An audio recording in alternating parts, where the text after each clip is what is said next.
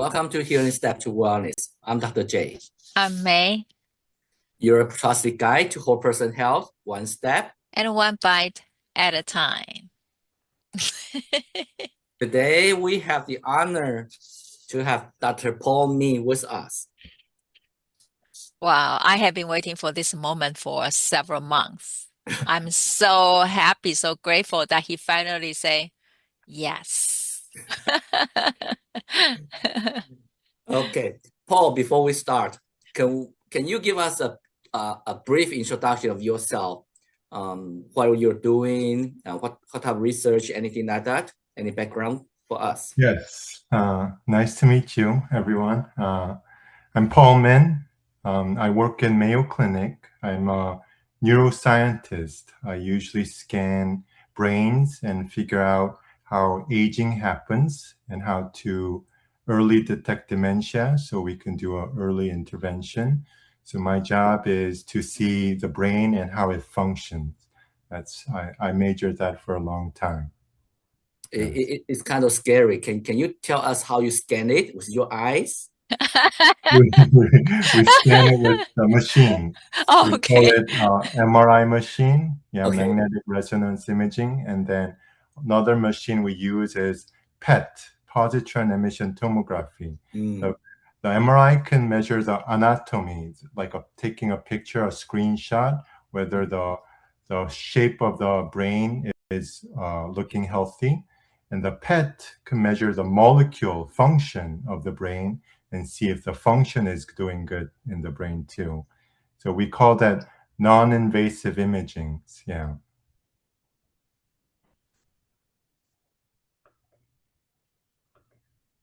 Started my fellowship there. So it's a few years ago. Yeah, I still remember visiting the PET scan center there. Yeah, that's pretty neat technology.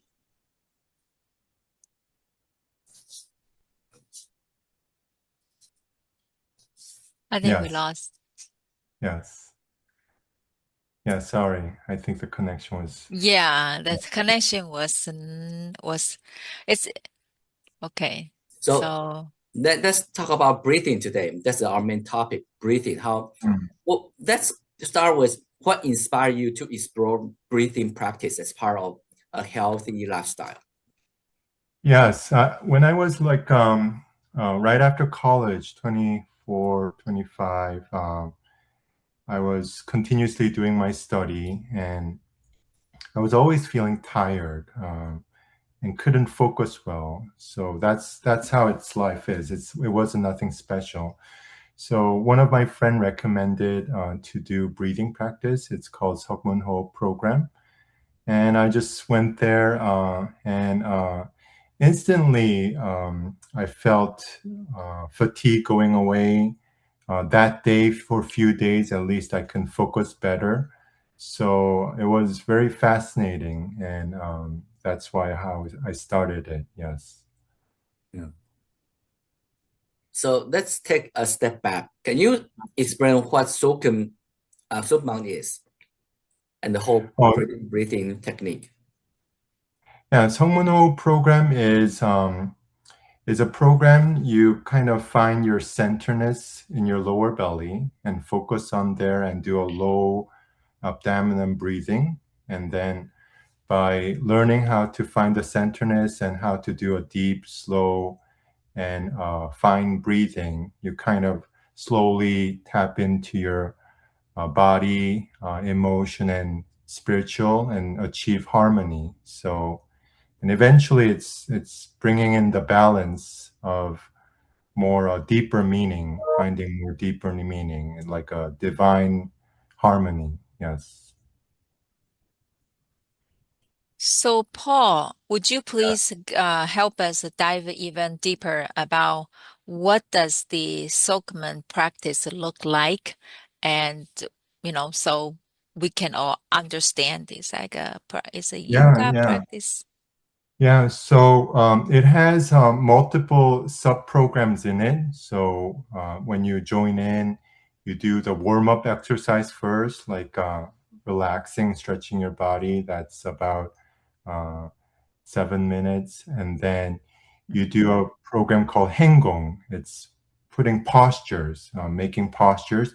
Each posture will trigger a different body posture and a different breathing pattern. And it sets you up to get ready for the main breathing. And then we go into the main breathing. That's about 36 minutes.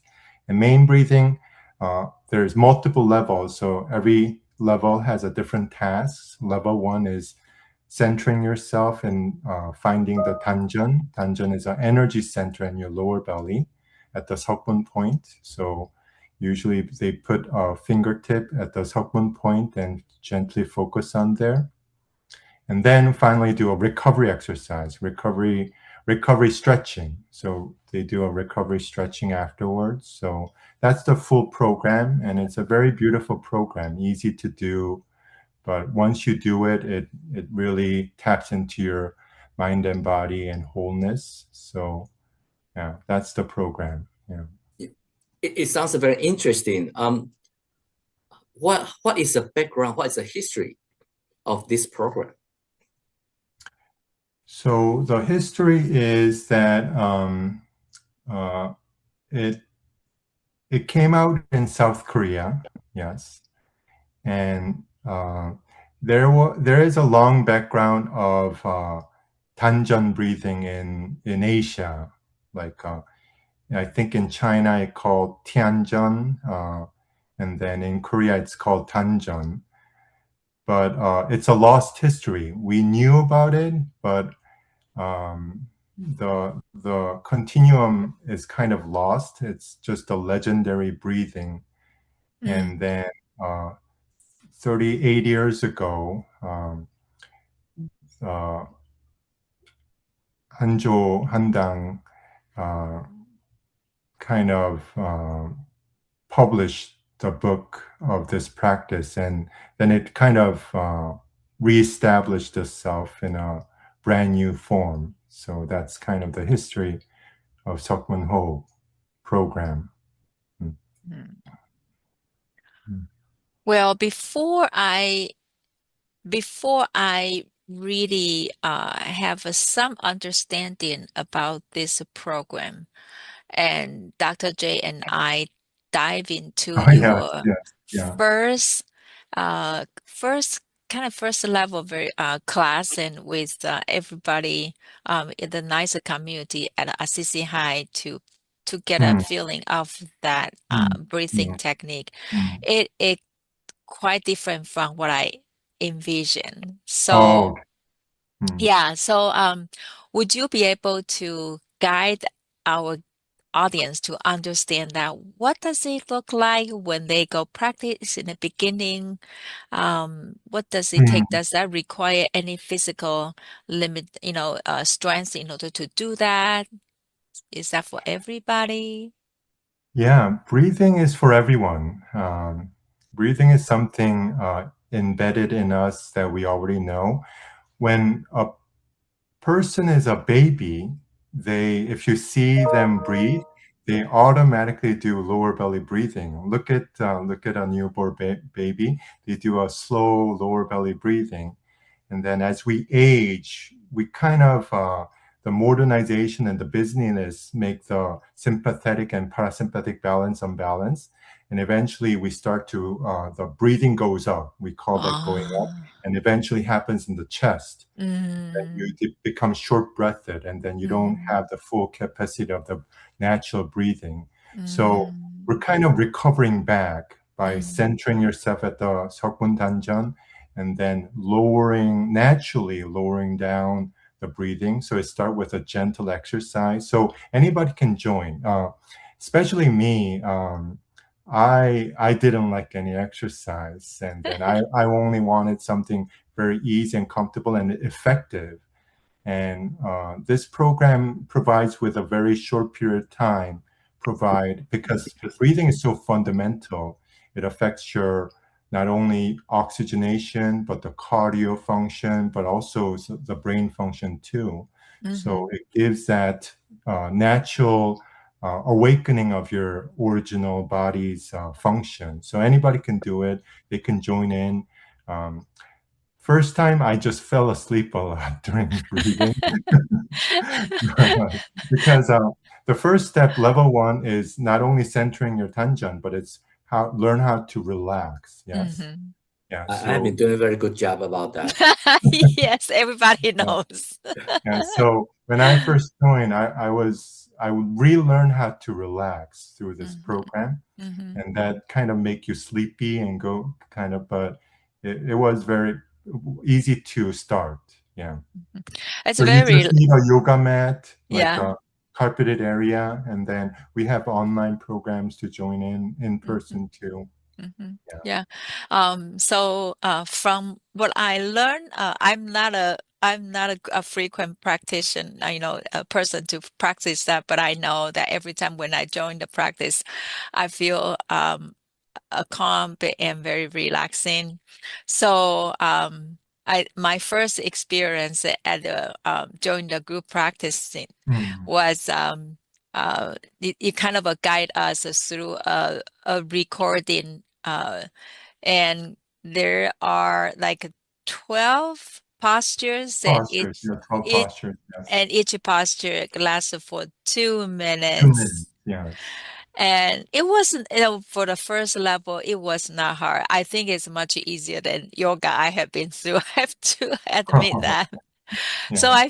but as you mentioned, through that experiment, I feel like, wow, this is amazing. Because when with a different posture, you feel like your body actually being forced to breathe in specific area. And that's Mm. that's why I say it's different from what I understand in terms of breathing in, breathing out, because as you mentioned that when we grow older that we kind of unless we intentional to learn how to breathe Mm. from the abdominal area. Otherwise, I was thinking about what do you mean? I'm breathing. That's why I'm alive. Yeah, Right yeah, here. yeah. But we are very shallow in the lung area.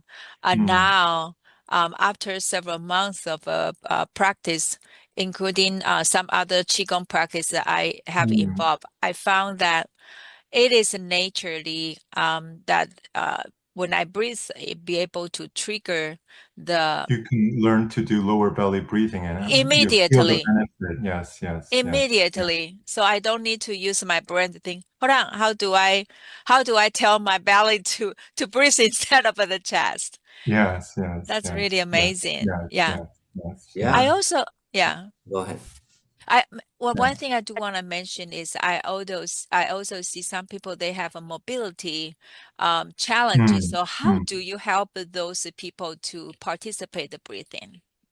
Yes, we had that challenge too because when we launched the program in USA, Minnesota, a lot of elderly people joined in. Mm, So the good thing is some posture might not fit for everyone. Yeah, mm-hmm, so there are alternative postures, especially we're not doing this exercise to injure anyone. So this exercise is actually you learning your body too by doing it. Yeah, some postures it's easy, some postures is challenging. By doing that, you learn your body how you can move and what's safe for you. So the many instructors, very long history, we have an alternative posture too if those happens. So sometimes people have back problems, sometimes people have mm-hmm, knee problem, then kneeling is sometimes mm-hmm, challenging, or even culturally. Yeah, in Asia, crossing your legs is very common culture, mm-hmm, but in US it's not. So we have alternate posture to ease up and bend, but also give them a challenge too, not like just say no, a gentle challenge to try it out in a safe way. Yeah. mm-hmm, mm-hmm. Mm. Yeah. So if they can keep up, what are the key benefits of this breathing practice for their physical and mental health? Yeah. For me, out of the 15 levels, the initial levels are focused on the body. Yeah. So a lot of stretching, a lot of movement. So the initial part is harmonizing your body first.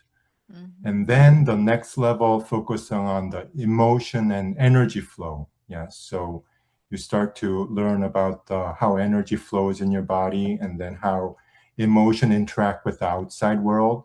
And interaction, kind of, you learn yourself more. And then eventually, after you go through the body and emotion, then you start to tap into spirituality. But this spirituality is beyond just emotional comfort or calmness. It's more tapping to divinity, who you truly are, what's your true potential, and why are you here? That fundamental question. But that only happens after the body training, and then energy emotion training, and then finally we start to tap into that. So it has a systematic, stepwise, easy program to follow, but eventually the body harmonize your body harmonize your emotion. As your emotion harmonize, you can eventually kind of find your true essential self. That's kind Wow. of the how the program is designed by the original, yeah, Seokmun Tomun. Mm. Mm. Wow, that's amazing. Mm. And how does it differ from the regular breathing or other relaxation practice like yoga? Good Because point. I have tried some breathing programs before, and every time I try to follow their instruction, my heart beats faster because I was so anxious. Am I keeping up the rhythm? Am I doing it right? Am I counting it correct? Did I skip a beat? So the more I do it, the faster my heart beats. So how is this different? Yeah, yeah. I think there's many wonderful and beautiful practice out there, and each practice, in my point of view, I'm learning too. I'm by exposing, because I only did Sungmun Ho. So when I meet another person doing other practice, I try to learn how they do it. And what I feel is each practice has a slightly different goal. Yeah. Mm. So, and then a beautiful goal, and really optimize for that goal. Seokmun Ho is starting from breathing. So the Seokmun is the acupuncture point in your lower belly, and Ho is the sound of exhale, Ho, and then Hup is the sound of inhale. So Ho means breathing. So Seokmun Ho program is really focusing on the breathing at the beginning. So I think that's something uniquely different. Other programs do breathing, but we really focus on the breathing and optimize everything for the breathing. So I think that's unique.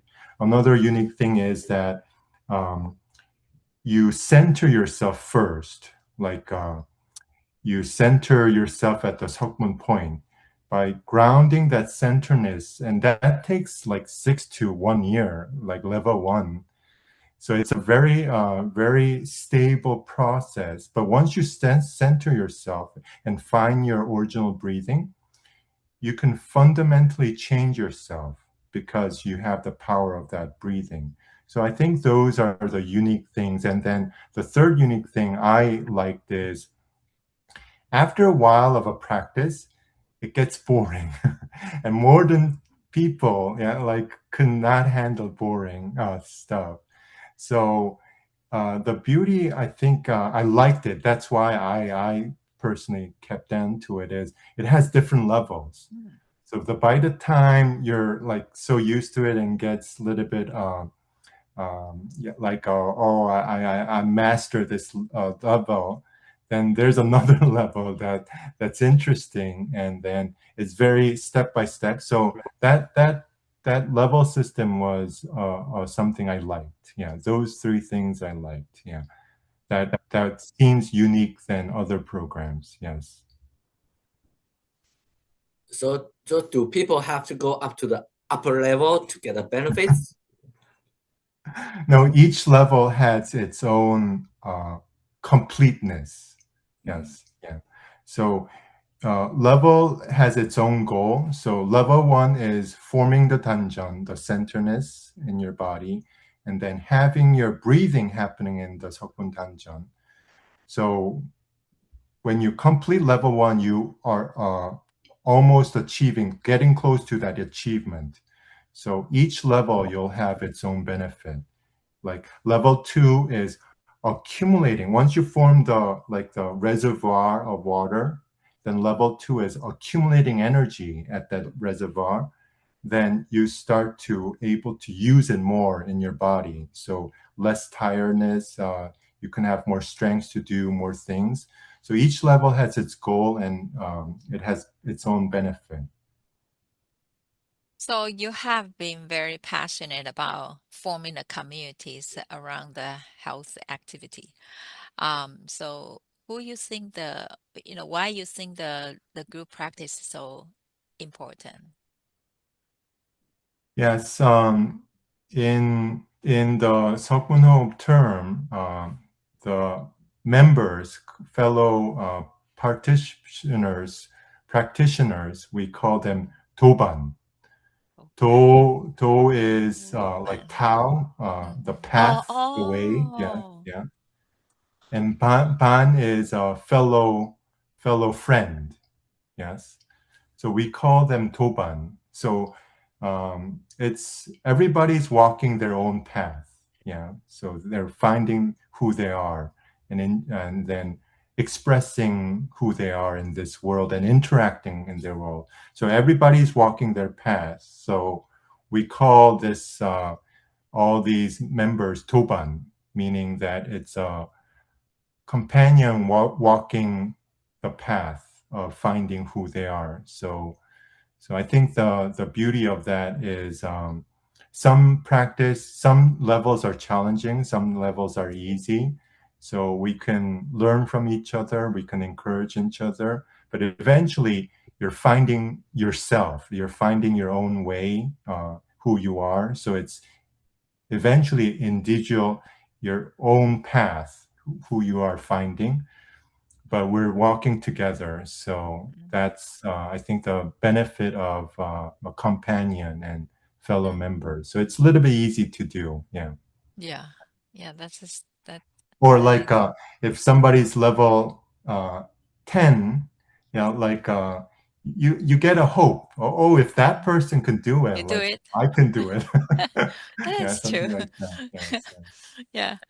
Mm. Sometimes it's a little bit peer pressure. No, but it's a self-paced. I like the way that it's self-paced, and It's self-paced. and Yes. you can learn a lot of things within yourself, and it's Yeah. your self-growth. So, um, yeah, it's just as you mentioned, there is several levels up there that you can see that there are couple ladders you can climb up. Mm. Okay, so then do you find that how long you have been forming the practicing group in Rochester?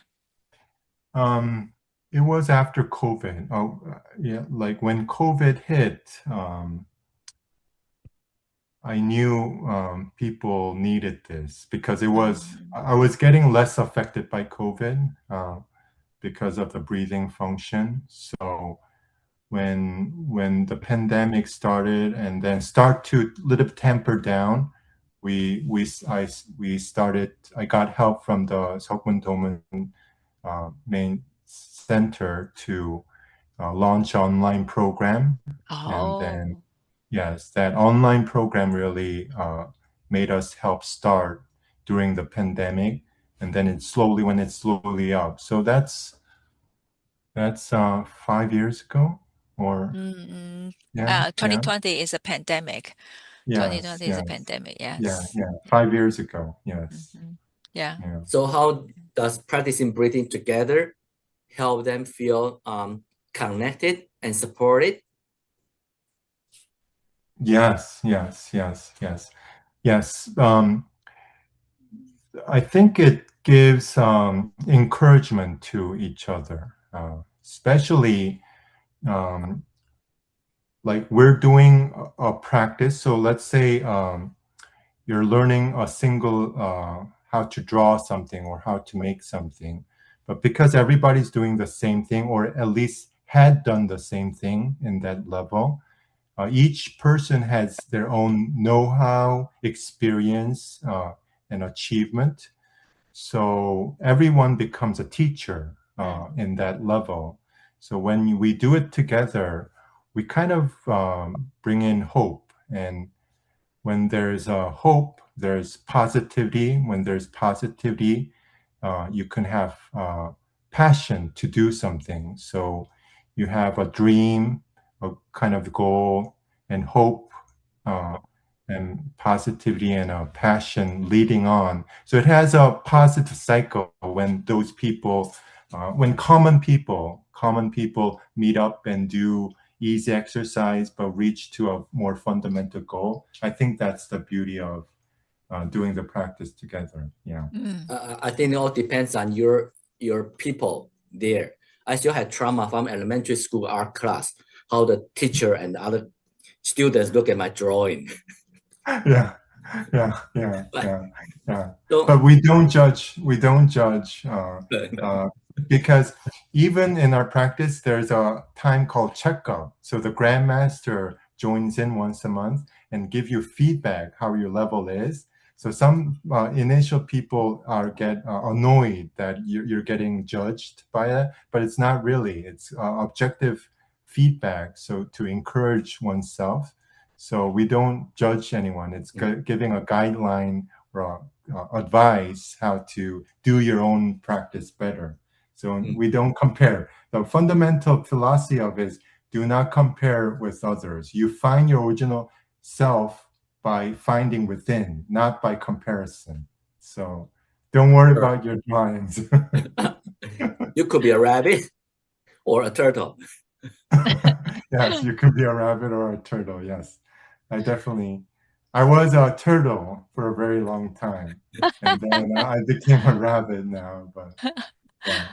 Well, since Lotus House Foundation Rochester Clinic emphasize on the whole person approach, That's lifestyle beautiful. That's medicine. why we love you working with you. Yes. So, with the 6 health pillar, nutrition, movement, connection, distress, sleep, and also to finding a passion, how you see this breathing technique and this community nicely incorporate everything together or some of them together in a wonderful kind of a way that you actually create a beautiful community through this health pillar. Yes.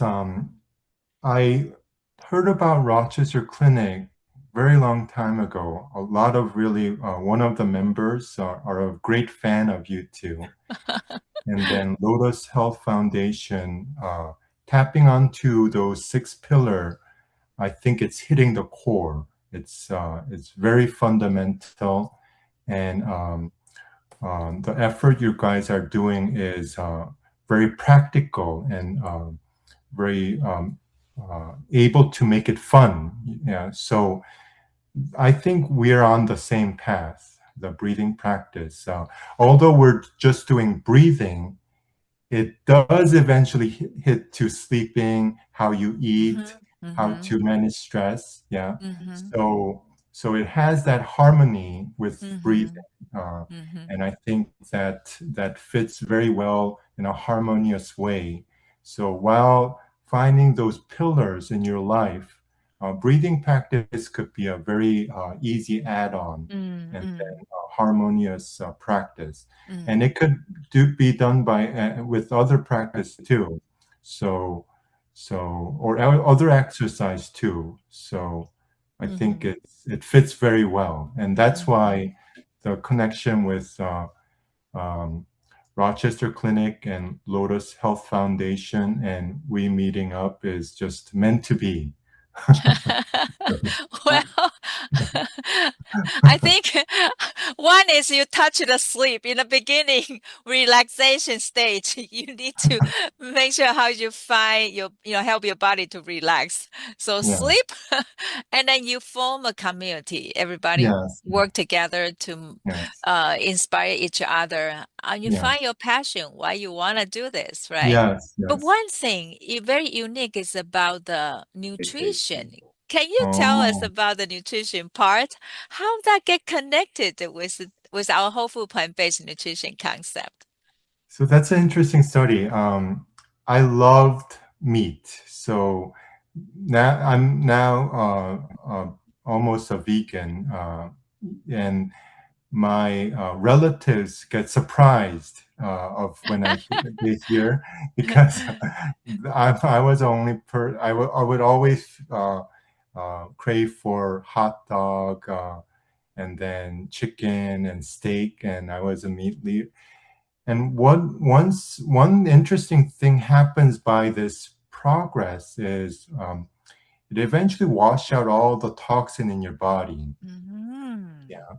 And it's not that the meat is bad, but the procedure, how they make the meat, the energy that's embedded in there, and then the commercialization and the process involved in there, has some fundamental influence in your spirituality in that component. So during the practice, I tapped in multiple times, try to become a vegetarian. I would fail. Like after 3 months of no meat, I would suddenly crave and then just eat a bunch of meat. Yeah. But eventually, when your body harmonize and your emotion harmonize, and then you start to tap into spirituality, automatically it doesn't. You don't.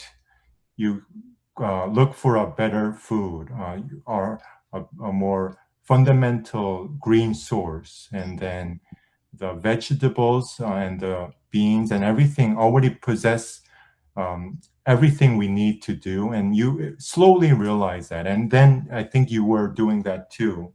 So naturally, interesting, we don't know the mechanism, but naturally you become a vegetarian, and naturally you become a vegan. But you don't have to do it, because time will come when you slowly enjoy that. And eventually, another fundamental thing I feel is, that's a human touch, how you make it too.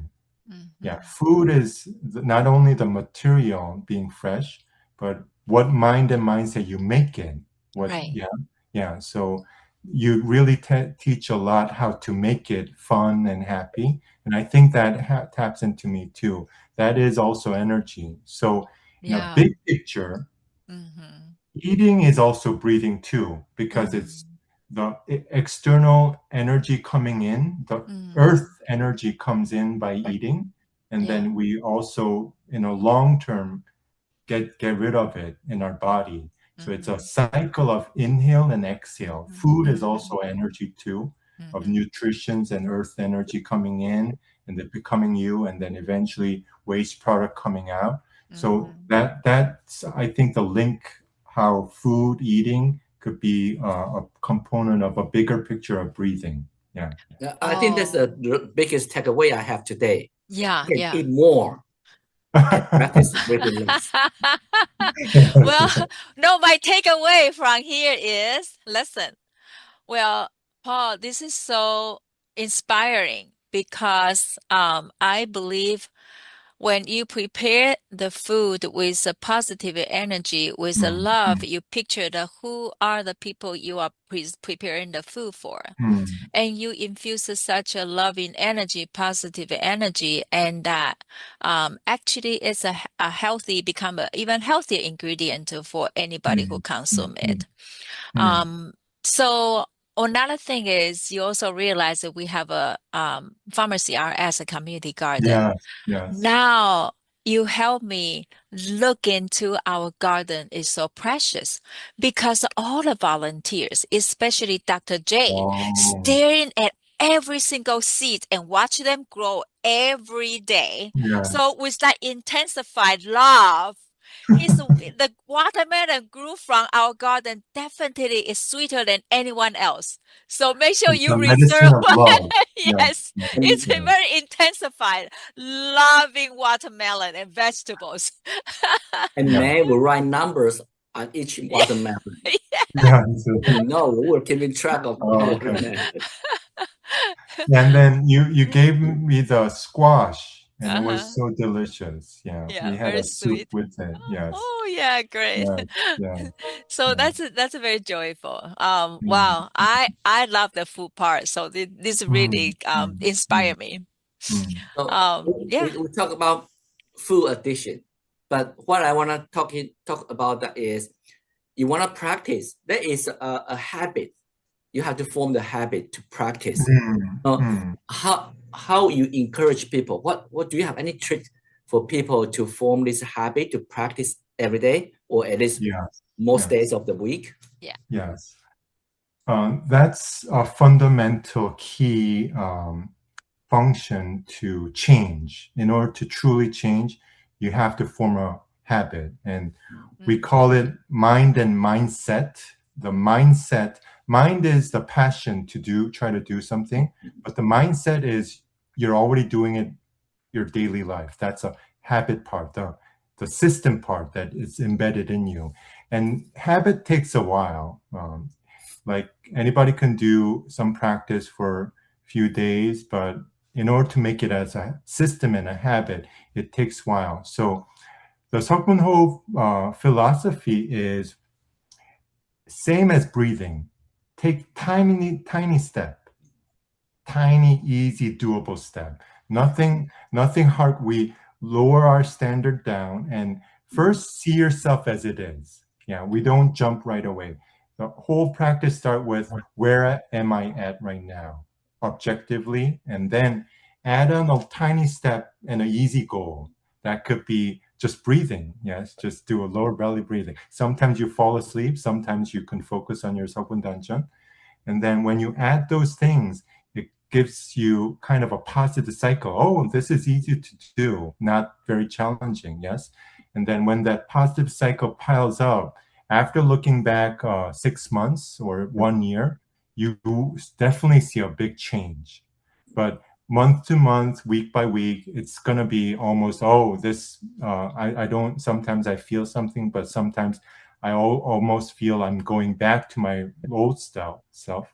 But after that small habit program, so I think you need a system and a program helping you to find that small habit to grow. And then you need that communion, tobans to kind of, oh, if that person is doing it, I can do it kind of positive too. So those are the beauty of starting the small step and a tiny, and know how precious that is too. Sometimes we make a goal, a big goal, and we ignore all the small, tiny steps, but we start with tiny steps and find how valuable those are. And I think that philosophy helped me to change myself. Yeah. So I think the takeaway is number one, you need to have your passion. No, you need to be motivating yourself. You need to have that desire to do it. Yes. And number two, you need to have a good system. Yes. A good system. And number three is you need to have good companion, good community to help you. No, a lot of people know this, that if you improve 1% every day, after 365 days, you can improve actually 37 times. That's but it's easy to say in the paper, but you want to do it every day. But just like you said, that the passion, the system, and the community, that's a very good system. And the beauty is breathing a cycle. So sometimes you go up, but sometimes you go down too. Yeah. So when you go down, you just have to inhale, and sometimes that's a challenge. Like let's say you try to become a vegetarian, and then you suddenly craved meat, and then you just became gobbled it up. Yes, then you just restart back up. It's okay. Breathing is like that. It's you come down sometimes and just you learn how to start back. Make every day a new day. So that's kind of another philosophy breathing has. Make one step at a time, every day a new day. So forget about yesterday, forget about the future. Just this moment, do a tiny effort to try it again. Yeah. I want to also bring up one of my observation with this breathing group, and also the wonderful breathing center in Andong, South Korea.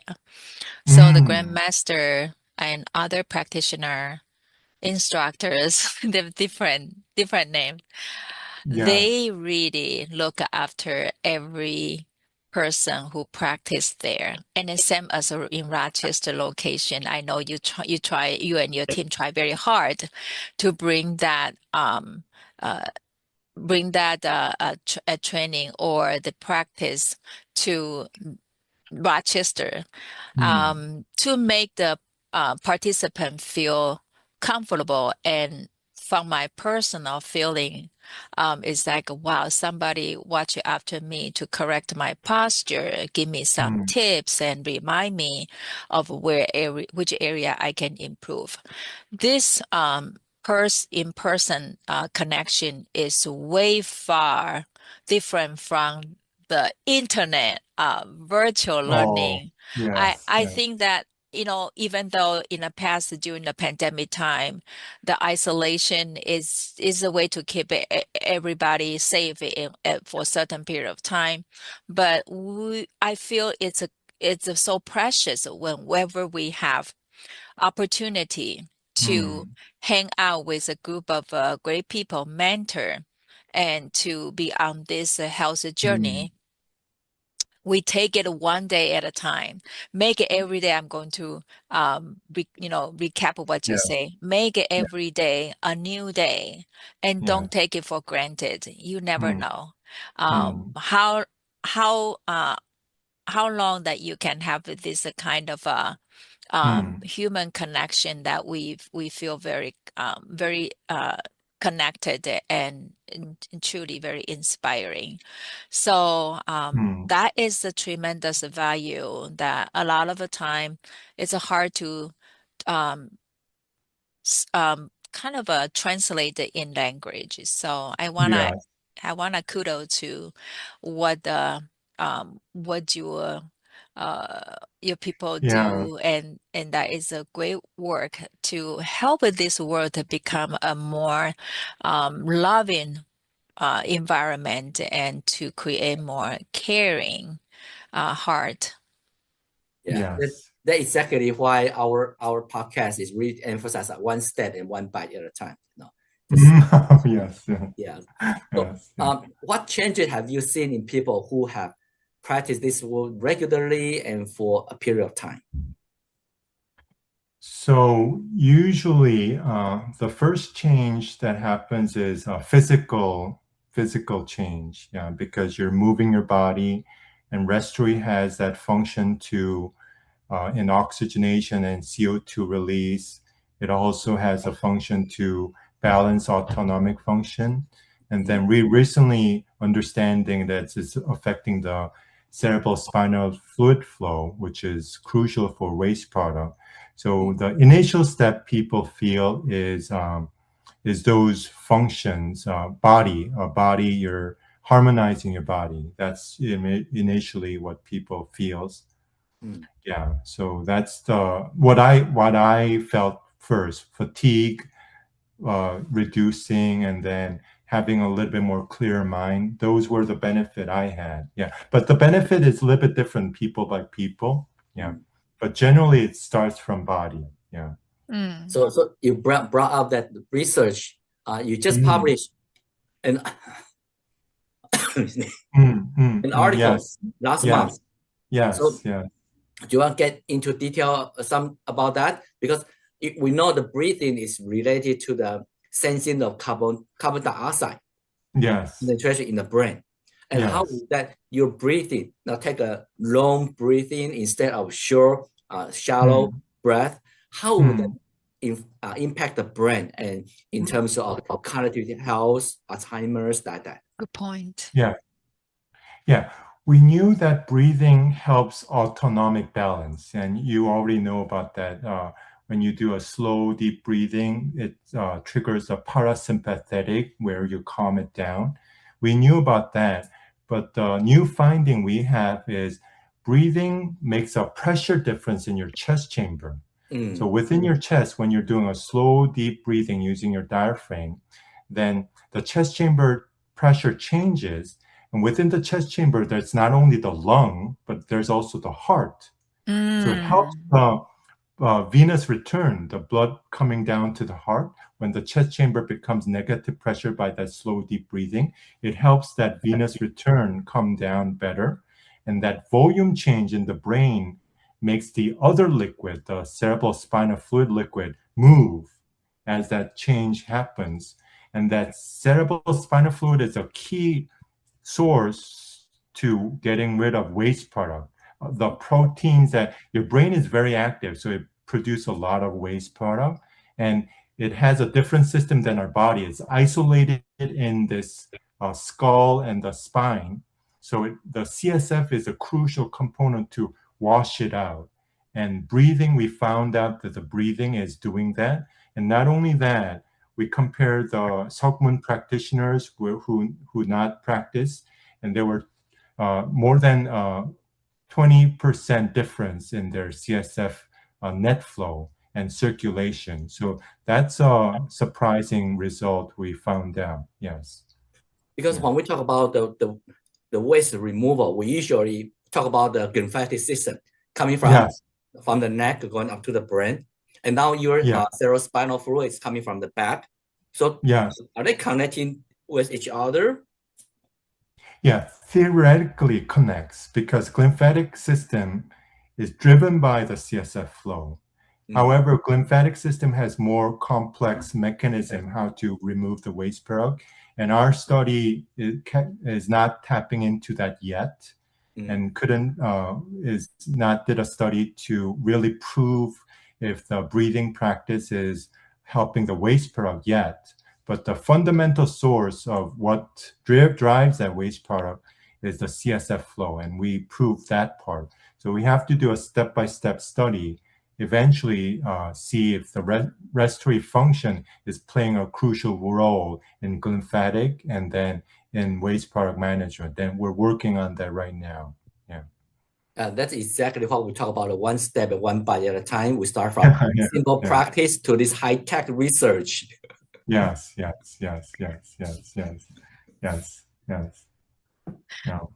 So we also, I know there are so many wisdom from this practice and technique, and also incorporate a lot of ancient, the culture from ancient China, and the grandmaster from the original founder from Korea. So it combined a lot of strengths together.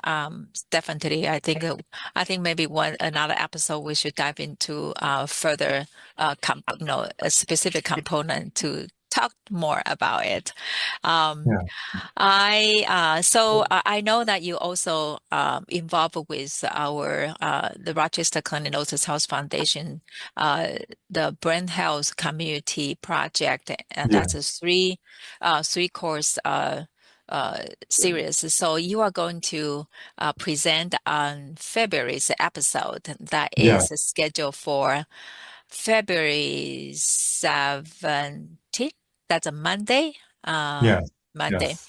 So we will put 16th. a link right. February 16th. February 16th, sorry. February 16th, that's a Monday. At 1:25 live.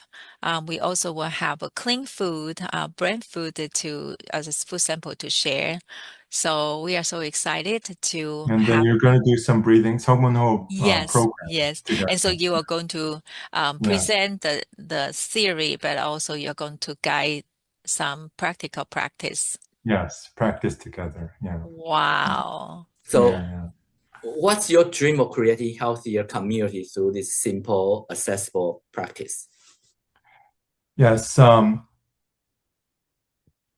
I'm learning more that our body is a beautiful system. It's made in a very harmonious way, and it's balanced very well. So I think the breathing practice is adding on to that philosophy, finding your true potential of your body and then developing it. So we wrote a terminology, and this is coming from the Seokmun Sasang book, restoration technology. So we think this is a fundamental technology to develop within yourself and making yourself, and then eventually driving or having a force to fundamentally change and find yourself. So that's my goal, to help people to gain knowledge of learning who they are, and then having to learn the fundamental power to discover who they are through breathing. Yeah. Yeah. So as I mentioned, that you are going to conduct our workshop. Yes. In February. Great honor. Thank you for the invitation. Yes. Oh, you're very welcome. And you will also present at our annual community symposium gala. Yes. April. Yes. And that's a beautiful gala. Yes. Thank you for launching that. Yes. Every year. Yes. Thank you. And we also have the weekly practice at Assisi High. Yes. Yes. Every Friday, 2:30 at Sunroom, we meet up at Assisi Heights to do practice. Yes. Okay. So how can listener connect with you or learn more about your work or joining the practice? Yes. They launched in US now. We have organizations, Hokmun Domun Association USA. I'm helping out to and they're launching to become a nonprofit organization, and it's with a beautiful passion to teach Seokmun Hope to members in the US. So feel free to join online and then in person too. We can give you some information how to connect. But we also have a book too. It's now translated in English too. So you can find the Seokmun Ho book in Amazon. Yeah. I didn't wrote it. It's not me writing it. Okay. Yeah, but you can connect with Seokmun Ho Association USA and then try it out. It doesn't matter where you live. If you're in Rochester, you join up. We also have a meeting at St. Paul, so you can join up there. But if you live anywhere, join up online. Yes. Yeah, I was going to ask whether learning Korean is necessary. Yes, yes, yes. I'll leave the link here. Yes. Yeah. Okay. May, do you have any questions? No, I think it's about time that we wrap up the episode. Great. Thank you, Dr. Min. So thanks for joining us on Healing Step to Wellness. I'm Dr. J. I'm May. Guiding you toward whole person health, one step and one bite at a time. See you next time. Great honor. Yeah. Yes. Thank you for coming.